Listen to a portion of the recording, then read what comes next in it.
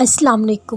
لوگ چاہیں کتنا بھی برا چاہیں، ہوتا وہی ہے جو اللہ چاہتا ہے۔ سنو، یہ جو قبولیت میں تمہیں بہت دیر لگتی ہے، کیا خبر اس کا الٹ ہو۔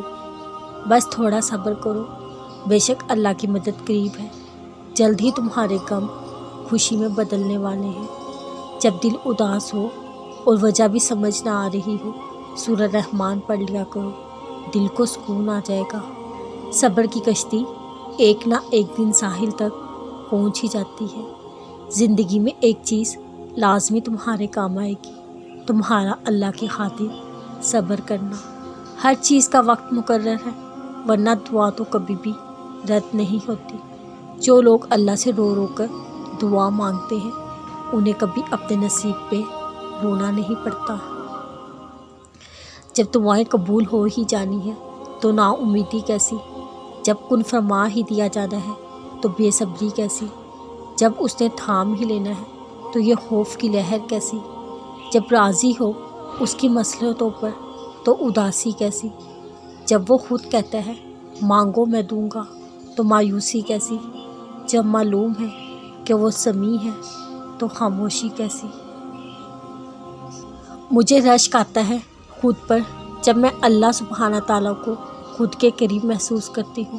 یوں لگتا ہے جیسے وہ میری ساری باتیں سن رہے ہیں، اور پھر میرا دماغ خود ہی آیات دہرانے لگ جاتا ہے، جیسے اللہ پاک خود جواب دے رہے ہوں، میری ہر بات کا تسلی دے رہے ہوں مجھے۔ میں جب محسوس کرتی ہوں تو آنکھوں سے آنسوؤں کی روانی جاری ہو جاتی ہے، وہ اور قریب محسوس ہونے لگتے ہیں، سر سجدے میں جھک جاتا ہے۔ بس پھر میں ہوتی ہوں اور میرا رب ہوتا ہے۔ تمہارا دل سکون نہیں پا رہا، بے چینی ختم نہیں ہو رہی، دکھ میں ہو، غم میں ہو، تکلیف میں ہو تو خوش ہو جاؤ۔ یہی تو اس کی مصلحت ہے تمہیں خود سے قریب کرنے کی، یہی تو اس کی مصلحت ہے تمہیں خود سے دور نہ جانے دینے کی، یہی تو اس کی مصلحت ہے تمہیں صبر سکھانے کی، یہی تو اس کی مصلحت ہے تم سے جنت میں ملاقات کی۔ خوش ہو جاؤ، معجزے ہو سکتے ہیں اللہ کی رحمت سے، کبھی مایوس مت ہونا۔